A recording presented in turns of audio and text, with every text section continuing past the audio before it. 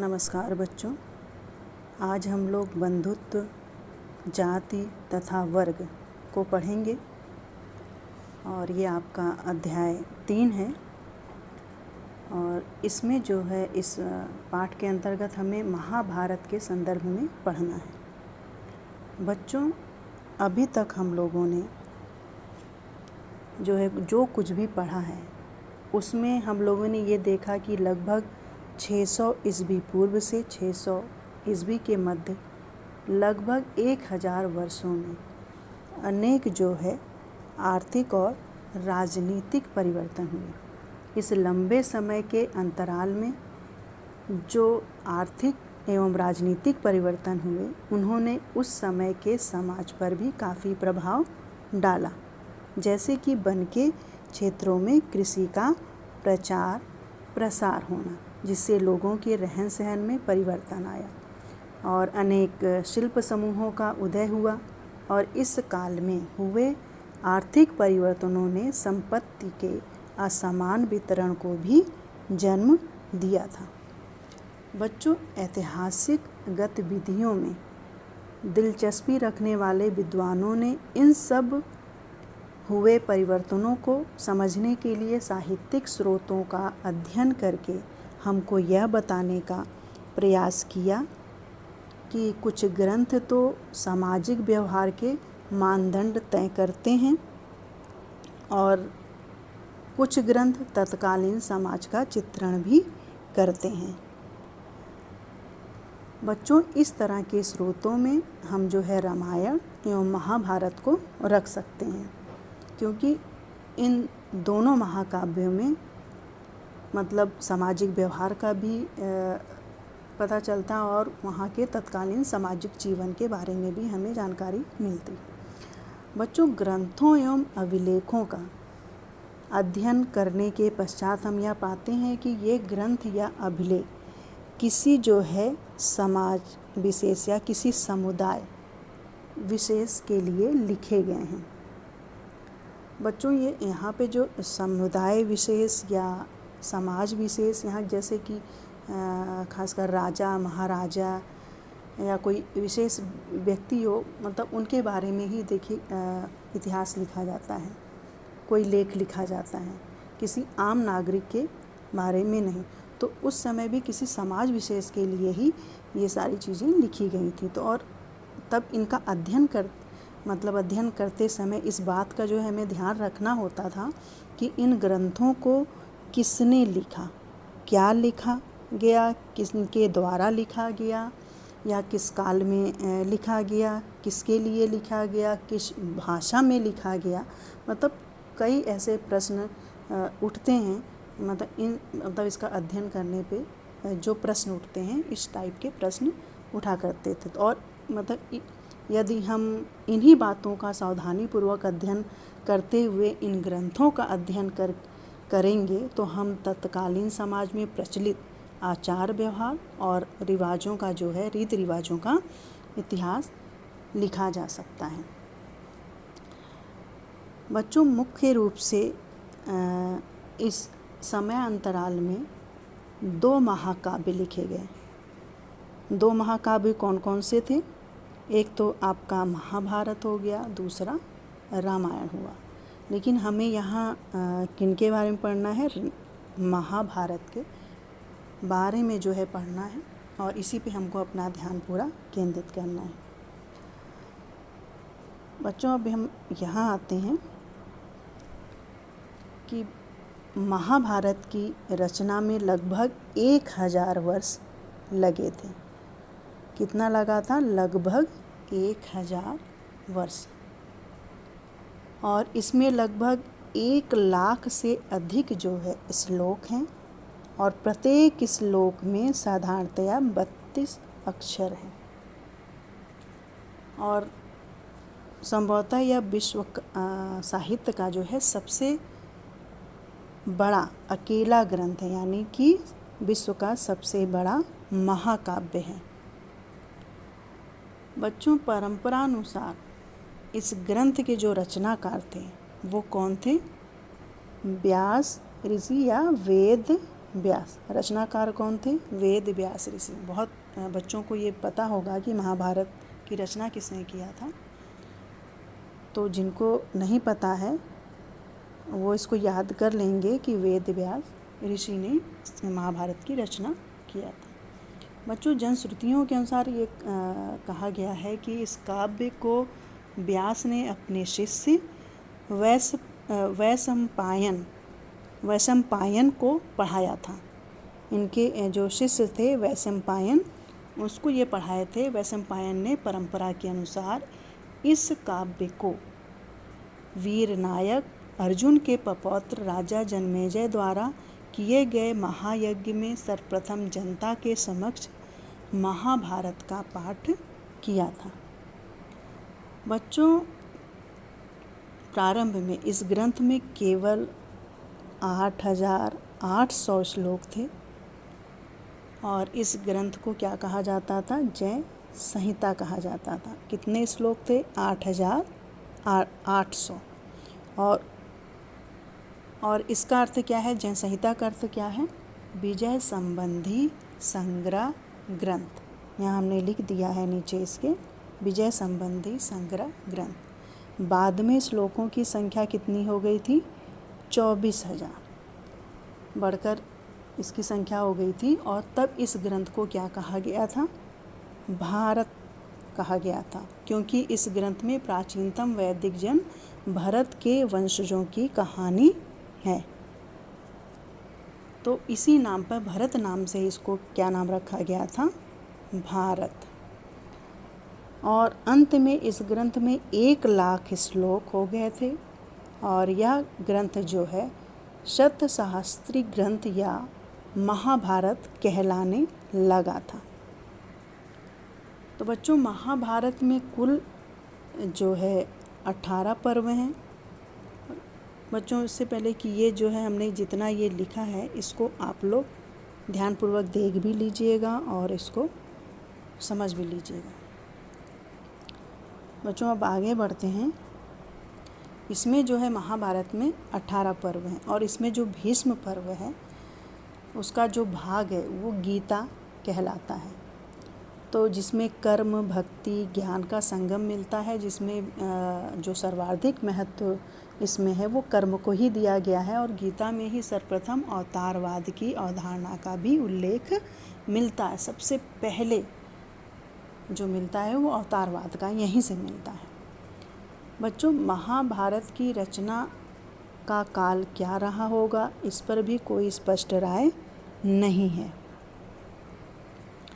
क्योंकि जो है गीता के एक श्लोक, जो गीता का 9वां और 26वां श्लोक है, उसका मतलब उसमें उल्लेख मिलता है कि बौधायन गृहसूत्र में इसका उल्लेख मिलता है। गीता का जो श्लोक है 9वां और 26वां, उसका उल्लेख कहाँ मिलता है? बौधायन गृह सूत्र में। बौधायन, यहाँ पे हम लिख दे रहे हैं, बौधायन गृह सूत्र में इसका उल्लेख मिलता है। 9वां और 26वां श्लोक है। बच्चों, बौधायन का समय ईस्वी पूर्व 4वीं शताब्दी निर्धारित किया गया है और इस आधार पर हम यह कह सकते हैं कि महाभारत के मूल अंश की रचना भी इसी समय हुई होगी। बच्चों, महाभारत में बौद्ध धर्म के भी कई उल्लेख प्राप्त होते हैं, जिससे यह सिद्ध होता है कि इस ग्रंथ की रचना 6वीं शताब्दी ईस्वी पूर्व के बाद हुई होगी।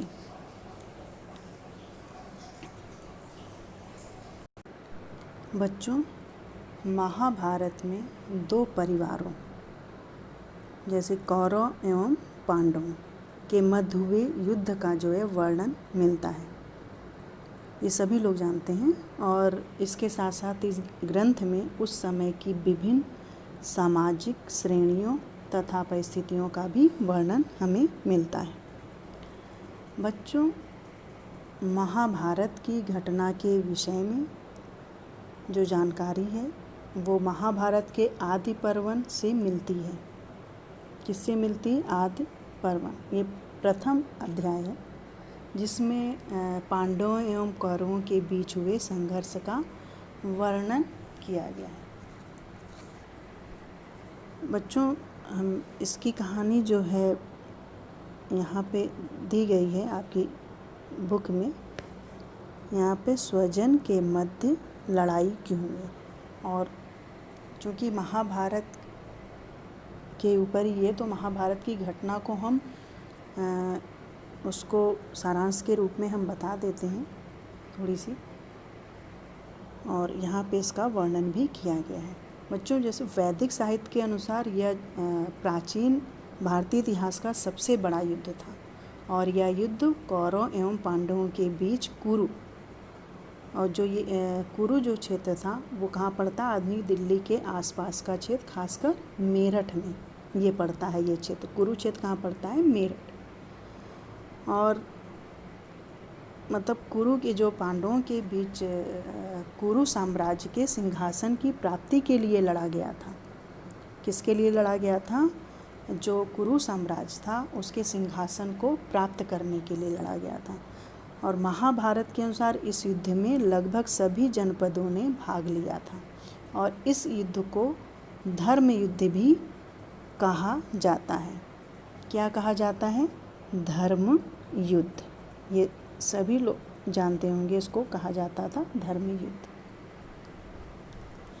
बच्चों, क्योंकि यह सत्य और न्याय के लिए जो है लड़ा जाने वाला युद्ध था। महाभारत के अनुसार कौरव धृतराष्ट्र के पुत्र थे और पांडव पांडु के पुत्र थे। धृतराष्ट्र के नेत्रहीन होने के कारण पांडु, जो धृतराष्ट्र के छोटे भाई थे, वे राजा बने, लेकिन पांडु की असामयिक मृत्यु के पश्चात धृतराष्ट्र राजा बने। कौरवों में सबसे बड़े दुर्योधन थे और पांडवों में सबसे बड़े युधिष्ठिर थे। कि आप लोगों को पता होगा दुर्योधन और युधिष्ठिर के बारे में। तो बच्चों, आगे चलकर जब ये बड़े हुए तो पांडव कौरवों की अपेक्षा दरबारियों एवं नागरिकों में अधिक लोकप्रिय हो चले थे। यानी कि पांडवों की जो गरिमा थी वो बहुत अधिक लोकप्रिय हो गई थी, और उनका महत्व तो काफ़ी बढ़ गया था पांडवों की। बच्चों, पांडवों की जो लोकप्रियता को समाप्त करने और उन्हें जो है साम्राज्य से बेदखल करने के उद्देश्य से दुर्योधन ने कपटपूर्वक घूत क्रीड़ा का आयोजन किया था, और जिसमें पांडवों में सबसे बड़े युधिष्ठिर अपने राज्य, बंधु, भाई सहित अपनी पत्नी यानी कि द्रौपदी को मतलब भी हार गए थे इसमें। और दुर्योधन ने न केवल पांडवों की संपूर्ण संपत्ति जीत ली, बल्कि उनको अपमानित करके वनवास जाने के लिए जो है विवश कर दिया था, जिससे महाभारत का युद्ध संभव हो गया। बच्चों, इस युद्ध में एक और कौरवों की तरफ जो है अनेक महान विभूतियाँ थीं, योद्धा थे, बहुत बड़े बड़े योद्धा थे, सभी जानते हैं। और तो दूसरी तरफ जो है श्री कृष्ण के नेतृत्व में पांडवों की सेना थी, और अंत में इस युद्ध में पांडवों की विजय हुई। तो इस प्रकार जो है महाभारत का जो युद्ध था वो अधर्म पर धर्म की विजय का प्रतीक क्या था? अधर्म पर धर्म की विजय। ये तो बच्चों आपका हो गई, मतलब महाभारत की जो कहानी थी वो मैंने बता दिया। बच्चों, अब हम आते हैं महाभारत का समालोचनात्मक संस्करण। बच्चों, सन 1919 में महाभारत का समालोचनात्मक संस्करण तैयार करने के उद्देश्य से संस्कृत के विद्वान सुकथांकर, कौन थे? सुकथांकर के नेतृत्व में जो है एक परियोजना शुरू की गई थी। किस लिए? महाभारत का समालोचनात्मक संस्करण के लिए इसकी जो है शुरुआत की गई थी। तो बच्चों, इस परियोजना के अंतर्गत विद्वानों ने देश के विभिन्न भागों में विभिन्न लिपियों में लिखी गई महाभारत की संस्कृत पांडुलिपियों को एकत्र किया था, उसको इकट्ठा किया था। जितनी पांडुलिपियाँ संस्कृत में लिखी गई थी उनको जो है एकत्र करके ये समालोचनात्मक संस्करण तैयार किया गया था। विभिन्न भागों में, यानी विभिन्न भागों से मतलब उत्तर, दक्षिण, पूरब, पश्चिम, जहाँ से वो पाए उन पांडुलिपियों को उन्होंने इकट्ठा किया। बच्चों, इन विद्वानों ने उन श्लोकों का चयन किया जो लगभग सभी पांडुलिपियों में पाई गई, और फिर उसका जो है प्रकाशन हुआ। कुल 13,000 पृष्ठों में किया गया। इसका प्रकाशन कितना किया गया था? 13,000 पृष्ठों में जो है इसका प्रकाशन किया गया था। और इस परियोजना को पूरा करने में कितना वर्ष लगा था? 47 वर्ष लगे थे। कितना वर्ष लगा था? 47 वर्ष। इसको याद रखिएगा। कुल 13,000 पृष्ठ थे, इसको भी याद रखिएगा। बच्चों, इन सब के परिणाम स्वरूप 2 बातें जो है सामने आई। क्योंकि जब ये संस्करण तैयार किया गया तो कौन सी 2 बातें सामने आई थी उभर कर? ये बातें, पहली बात तो ये आई थी कि संस्कृत के कई पाठों के अनेक अंशों में समानता थी। क्या आई थी पहली चीज़? कि संस्कृत के जितने पाठ थे उसमें जो है अनेक जो अंश थे संस्कृत के, उन पाठों में समानता थी। और वो इस बात से स्पष्ट होता है कि जो है संपूर्ण उपमहाद्वीप में उत्तर में कश्मीर एवं नेपाल से लेकर दक्षिण में केरल, तमिलनाडु तक सभी पांडुलिपियों में समानता हमें जो है दिखाई देती है, चाहे वो जिस भाग में हो। और जो दूसरी क्या थी? जो दूसरी बात स्पष्ट हुई थी वो ये थी कि कुछ शताब्दियों के बाद महाभारत के लेखन में अनेक क्षेत्रीय परिवर्तन दिखाई देते हैं। तो मतलब इन क्षेत्रीय प्रभेदों का संकलन जो है मुख्य पाठ की पाद टिप्पणियाँ एवं परिशिष्टों के रूप में किया गया था। मतलब जितने भी प्रभेद हमें उभर कर सामने आए थे वो जितने भी वो परिशिष्टों के रूप में किया गया है उसका। और बच्चों, इन इतिहासकारों ने जो है 19वीं 20वीं शताब्दी में पहली बार सामाजिक इतिहास के पुनर्निर्माण के लिए जो है ब्राह्मणों द्वारा लिखे गए ग्रंथों का अध्ययन किया गया था। ऐसा जो है पहली बार हुआ था। बच्चों, पहले इतिहासकारों का मानना ये था कि ग्रंथों में सामाजिक व्यवहार में जो नियम है मतलब उसका पालन किया जाता रहा होगा, परंतु बाद में पाली, प्राकृत, तमिल जो ग्रंथ थे, ग्रंथों में जो है सामाजिक व्यवहार के जो नियम बताए गए थे, मतलब कि पाली, प्राकृत और तमिल ग्रंथों में जो नियम बताए गए थे सामाजिक व्यवहार के, उसके आधार पर विद्वान इस निष्कर्ष पर पहुंचते हैं कि संस्कृत में जो नियम हैं वो आधिकारिक थे। क्या थे? वो आधिकारिक जो है, जो संस्कृत में आमतौर पे नियम पाए जाते थे वो आधिकारिक माने जाते थे, परंतु इन आदर्शों का पालन हमेशा होता रहा होगा ये ज़रूरी नहीं है। ये विद्वानों का मानना है कि ज़रूरी थोड़ी नहीं है। प्रश्नवाचक दृष्टि से अगर देखा जाए तो किसी भी नियम का पालन अक्षरशः पालन होता रहा हो ऐसा नहीं कहा जा सकता है। बच्चों, आज हम यहीं तक इस ख़त्म करते हैं और आगे हम पढ़ाएंगे आपको बंधुता एवं विवाह। Thank you.